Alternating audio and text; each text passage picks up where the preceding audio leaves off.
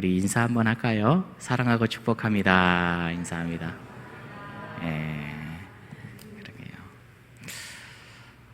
그러게요. 오늘 이제 고린도전서 15장 마지막 시간으로 보내려고 합니다. 우리가 그동안 긴 시간 고린도전서 15장을 함께 봤는데요.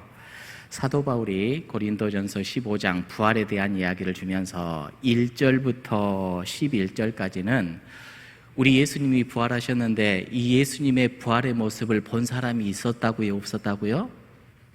굉장히 많았다라고 사도 바울이 이야기했잖아요. 베드로도 봤고 야고보도 봤고 집단적으로 500명이 모여 있는데 한꺼번에 나타나기도 하셨고 정말로 부족하고 나약한 나 사도 바울에까지 보였다. 이런 이야기를 1절부터 11절까지 부활의 증인에 대해서 우리들에게 이야기를 했습니다. 그래서 역사적으로 예수 그리스도의 부활은 정말로 있는 사실이야 라고 사도 바울이 이야기를 했어요. 그 다음에 12절부터 34절 15장 12절부터 34절의 내용이 뭐였냐면 만약에 부활이 없다라면 이런 가정하에 사도 바울이 이야기를 쭉 해나가요. 그래서 부활이 우리에게 그리스도인들에게 어떤 영향을 미치는가 이거에 대해서 이야기를 하는데 만약에 부활이 정말로 없다라면 예수님 믿는 사람들과 같이 불쌍한 사람들은 없을 거다. 그 이야기 했죠. 기억나신가요? 그렇죠. 그래서 부활도 없는데 구태여 주일마다 예배드리고 헌금하고 섬기고 수요기도회마다 이렇게 모이고 이거 할 필요가 없다라는 것이죠. 뭐하러 그렇게 살아? 우리는 부활 소망을 믿고 알고 있는 사람이기 때문에 이 시간도 우리는 모이는 줄로 믿습니다. 여러분, 그래서 사도 바울이 만약에 부활이 없다면 내가 미쳤다고 이 온 세계를 돌아다니면서 내가 무슨 돈벌이를 해 누구에게 명성을 얻어 내가 왜 이렇게 복음 전하면서 이렇게 다니겠냐? 부활 때문에 나는 날마다 나는 죽노라 이렇게 이야기를 했다고 했어요. 자, 그러면서 이 부활에 대해서 더 구체적으로 이야기를 하는데 이 부활이라는 것이 어떤 것이냐? 제가 식물에 대해서 이야기를 했는데 말씀에도 나와 있죠. 씨가 있어요. 이 씨가 있는데 이 씨는 이를테면은 나팔꽃이라고 한번 해볼까요? 나팔꽃 씨앗이 있는데 이 나팔꽃 씨앗은 나팔꽃 꽃과 같은 모양을 갖고 있어요? 틀려요? 틀리죠. 그런데 그 생명은 어때요? 그 존재 자체는 같은 거잖아요. 부활을 이런 식물의 표현을 하면서 우리들에게 이야기를 했던 것도 기억이 나신가요? 네. 씨를 뿌려도 그 씨가 새로운 생명으로 이렇게 이어진다. 그런데 하물며 하나님의 형상 따라 지음받은 우리가 죽으면 그것으로 끝나겠느냐? 안 그렇다. 우리들에게는 영원한 생명이 있다. 이걸 이야기했다고 그랬어요. 자, 그런데 이 죽음 후에는 우리가 알다시피 조금 전에 씨와 이 꽃이 다르듯이 우리의 몸으로 죽으면 이 몸 자체로 부활하는 것이 아니라 전혀 다른 모습으로 씨가 나팔꽃이 됐듯이 우리 육신은 썩어져서 없어지지만 우리의 영은 어떻게 된다고요? 하나님 나라로 가고 우리 예수님께서 재림하실 그때에 어떻게 돼요? 신령한 몸으로 부활될 것이다. 이게 핵심적으로 해서 계속해서 우리들에게 이야기를 해 주었어요. 자, 그러면 신령한 몸은 과연 어떠한 몸인가? 여기에 대해서 우리가 2주 정도 생각을 해봤잖아요. 신령한 몸은 어떤 몸이죠? 신령한 몸, 여러분들 우리가 안 죽어봤기 때문에 부활을 안 해봤기 때문에 아직 모르는 것이죠. 정확하게 이건 알 수가 없어요. 그 신령한 몸은 과연 어떤 몸일까? 우리는 알 수가 없지만 우리가 말씀을 보니까 몇 가지의 단서를 우리가 찾아볼 수가 있었다고 그러는데 그 신령한 몸은 첫 번째 어떤 몸이라고 그랬죠? 시간과 공간을 초월하는 몸일 것이다. 우리가 그렇게 생각을 해봤어요. 왜 이런 이야기를 했는가? 성경 말씀에 보니까 우리 예수님이 부활을 하셨는데 우리 예수님의 모습, 그 부활의 몸이 그랬어. 갑자기 마가의 다락방 안에서 갇혀 있었던, 문을 꽁꽁 잠그고 있었던 그 제자들이 있는 곳에 갑자기 예수님이 어떻게 됐어요? 나타나셨어요. 갑자기 나타나셨어. 누가 문 절대 안 열어주셨거든요. 공간을 뛰어넘는 분이다. 또 우리 예수님께서 40일 동안 있으면서 하늘로 어떻게 됐어요? 들려 올라가요. 여러분 휴거 들어보셨죠? 휴거. 우리 예수님께서 그렇게 승천하셨다. 그러니까 공간을 뛰어넘어 그 부활의 몸은, 신령한 몸은 그럴 것이다. 또 엠마오에서 예수님의 제자 두 사람을 만났죠. 이 두 사람이 누구를 본 거예요? 예수님을 직접 봤는데 예수님을 알아봤어요? 못 알아봤어요? 왜 못 알아봤죠? 3년 동안이나 같이 계셨잖아요. 예수님을 3년 동안이나 모셨는데 이 제자들이 봤던 그 예수님은 아마 신령한 몸이었을 거예요. 그래서 그 형상을 보면서 아, 이게 예수님이다 못 알아봤어요. 근데 나중에 또 깨달았죠.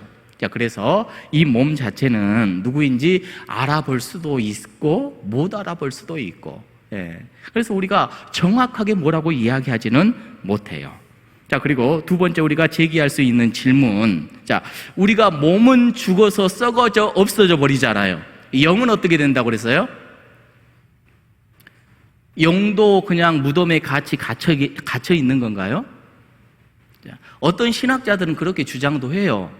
인간은 전인적인 존재라 그렇게 있다가 예수님 재림할 때 이렇게 부활할 것이다. 이렇게 이야기하는 신학자들도 있는데, 자, 말씀을 보니까 우리가 저번에 그 말씀을 찾아봤죠. 마태복음 22장 32절 말씀이었던가요? 우리가 지난주에 한번 봤는데 우리 한번 읽어볼까요? 시작.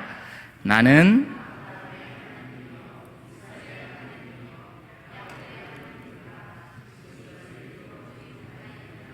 하나님은 죽은 자의 하나님이 아니요 살아있는 자의 하나님이시라. 자, 여기서 말하는 이 성경 이야기 한 구절을 보면서 우리가 뭘 생각해 볼 수가 있을까요? 영의 상태가 어떠한가? 하나님은 죽은 자의 하나님이라고요? 산 자의 하나님이라고요? 아브라함도 죽었죠.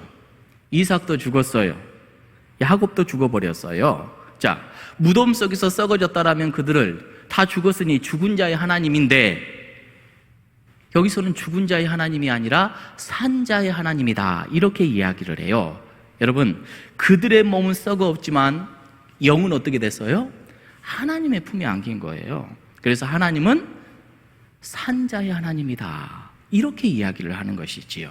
자, 그래서 영은 어디로 간다고요? 하나님의 품에 안긴다. 부자와 나사로 이야기도 함께 나눴죠. 둘 다 죽었는데 어떻게 됐어요? 그 영들은 하나의 지옥으로, 하나는 천국으로 아브라함의 품에 안겼다. 성경에서 그렇게 우리들에게 힌트를 주고 있죠. 또 세 번째 우리가 질문해 보는 게 있었는데, 자, 그렇다면 예수님께서 재림한 그때 우리가 신령한 몸으로 부활할 텐데, 신령한 몸으로 부활하면 우리가 서로 알아볼 수 있어요, 없어요? 있다고요, 없다고요? 그거 어떻게 알아요? 여러분, 우리가 이 모습으로 그대로 부활한다면 우리는 서로 알아보겠죠. 알아볼 거예요. 근데 신령한 몸이라고 하니까 조금 전에 엠마오에 있었던 그 제자들도 못 알아봤던 것 같아. 그러니까 혹시 우리도 평생 함께 살았는데 내 배우자 못 알아보면 어떡해? 이런 질문을 할 수도 있는데, 여러분 이미 말씀드렸다시피 씨앗이 있는데 씨앗이 전혀 다른 모습으로 꽃이 피어났어요. 꽃이 피어났듯이 신령한 몸을 입는다라는 것은요, 나라는 정체성이 변한다고요, 안 변한다고요? 그것은 절대로 안 변해요. 나는 나예요. 그런데 나의 형체는 어떻게 되죠? 형체는 변한대요. 형체는 신령한 모습으로. 그래서 나는 나인 줄 알겠는데 그러면 다른 사람들이 나를 알아볼 수 있을까? 여러분, 부자와 나사로 이야기를 했다고 그랬죠. 부자와 나사로. 자, 나사로가 영으로 천국 갔죠. 누구의 품에 있었다고요? 아브라함의 품에 있었는데, 부자는 딱 보니까 나사로가 누구의 품에 있는 것이 보였어요? 아브라함이었는지 어떻게 알았을까요? 머리에 나는 아브라함 이렇게 써졌다고요? 근데 부자는 단번에 알아봤어요. 영이 영을 알아봐요. 단번에 알아봤어. 여러분, 하늘에서 변화산에서 누가 내려왔어요? 누가 내려왔어요? 모세가 내려왔고 엘리야가 내려왔어요. 예수님의 제자 3명이 올라갔었죠. 베드로, 야고보, 요한이 딱 보고 모세와 엘리야를 알아봤어요? 못 알아봤어요? 딱 알아봐 버려요. 그러니까 우리 거기에 대해서는 걱정할 필요가 없다. 예. 우리는 그날 우리의 생각을 뛰어넘는 놀라운 광경을 다 볼 것이고, 아, 예수님이시구나. 아, 아브라함이구나. 아, 모세이구나. 아, 우리 믿음의 선배들이구나. 아, 다윗이구나. 다 알아볼 수 있다라는 것을 말씀을 통해서 깨달아 볼 수가 있는 것이지요. 자, 그러면서요, 마지막으로 한 가지 더 우리가 생각을 해볼 수 있는 거. 자, 이 부활을 생각하면서 가끔씩 저에게 질문하시는 분들이 있어요. 화장을 해야 됩니까? 말아야 됩니까? 장례할 때. 화장을 해야 돼요? 화장하지 않아야 돼요? 오늘날 우리 화장 문화가 너무나도 이제 완전히 거의 정착이 된 것 같죠? 거의 뭐 90%는 화장을 하는 것 같아요. 사람이 죽으면. 자, 오랫동안요, 그리스도인들은 매장을 해야 된다라고 생각을 했습니다. 왜 그랬을까요? 부활 때문에 그랬어요. 이 부활하니까 몸의 부활을 생각하니까 그래요. 여러분, 사도신경 하면서도 사도신경에 뭐라고 나와 있어요? 몸의 부활과 영생을 믿습니다. 우리는 매일매일 고백하잖아요. 몸에 부활하니까 아까 말한 신령한 몸 이렇게 생각을 아니고 그냥 우리 육신의 몸 이렇게 생각을 하니까 헷갈려 버리는 거예요. 자, 그래서 우리가 육신의 몸을 나중에 부활체로 생각을 하기 때문에 화장하면 안 돼. 이런 생각이 예전부터 막 있었던 거예요. 근데 여기에서 말하는 몸의 부활은 우리 육신의 몸이 아니라고 했어요. 신령한 몸이라고 했어요. 그렇죠? 그러니까 화장을 하든 매장을 하든 수목장을 하든 아무런 상관이 없어. 그거 가지고 논쟁할 필요도 없고 그거 가지고 고민할 필요도 없어요. 여러분, 그래서요, 우리나라 가만히 보니까 20년 전만 해도요, 거의 대부분 매장을 했거든요. 제가 우리 은퇴한 장로님들하고 가끔씩 이야기를 하는데 그 장로님들이 하시는 말씀 중에 힘들었던 것 저에게 하나 이야기를 하는데, 목사님, 이전에는 사람이 죽으면 우리 장로들이 다 가서 그냥 염하고 닦고 옷 입히고 때로는 시신이 막 느글느글해져가지고 그냥 얼마나 힘들었는지 모른다고. 다 매장했어야 되고 3일장 치러야 되고 어떤 때는 5일장 치러야 되고 장로님들이 다 시신을 만졌거든요. 요즘에는 그런 일은 없죠. 그런 일은 없죠. 저도 신학교에 막 가니까 처음에는 장례에 대해서 배워요. 장례할 때 옷은 어떻게 입혀드려야 되고 어떻게 해야 되고 어떻게 해야 되고. 근데 어느 순간 이런 게 없어져 버렸어요. 싹 다 없어져 버렸어. 감사하기도 해요. 자, 그런데 20년 전만 해도요, 그때 우리나라 참 좁잖아요. 좁은데 한 해에요, 축구장 800개가 사람을 묻는 매장지예요. 한 해에 800개, 축구장 800개. 얼마나 많은 사람들을 묻어야 되는지 몰라요. 근데 한 해 한 해 지나면서 이제 장례 문화가 바뀌었죠. 화장으로 이렇게 다 바뀌어가지고 그렇게 됐는데, 여러분, 이번에 추석 명절 때 어디 산소들 들렸다 오셨어요? 네. 여러분들의 산소를 가면 누구 할아버지까지 계시던가요? 100년 전 할아버지 계셔요? 계시는 분 계셔요? 있으시고. 네. 근데요, 이번에도 느꼈지만 두말 할 것 없이 다 지금 우리 자녀들한테는 이거 안 물려줘야 되는데, 명절 때만 되면 그냥 벌초해야 되고, 이거 안 물려줘야 되는데, 이거 안 물려줘야 되는데, 다들 이런 이야기를 하죠. 여러분, 정말 그래요. 30년이 지나고 50년 후에 우리나라의 모습 어떻게 될까요? 벌초하는 일이 있을까요? 이거 많이 사라져 버릴 거예요. 정말로. 100년 우리 조상들, 내가 죽고 100년 지나면 나 기억해 줄 사람이 있을까요? 내 손주들, 중손주들?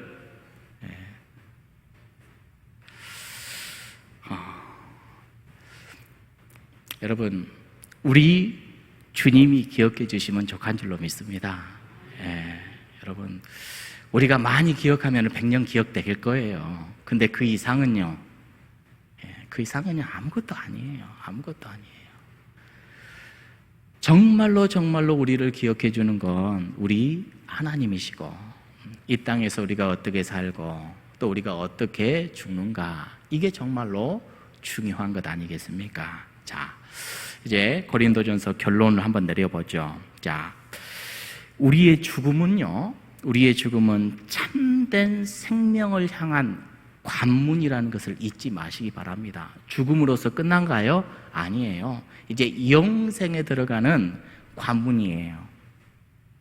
자, 바꿔 말하면 이 땅에서 살아가는 것, 우리의 삶의 점, 아주 작은 점일지 모르겠어요. 우리가 영원히 산다는데 마치 이 세상 자체가 절대적인 목적인 것처럼, 목표인 것처럼 살아갈 때가 얼마나 많은지 몰라요. 자, 그래서 사도 바울은요, 마지막 58절에 믿음의 사람들이 어떻게 살아내야 되는지를 결론적으로 이야기를 하는데, 우리 한번 읽어보도록 하겠습니다. 시작.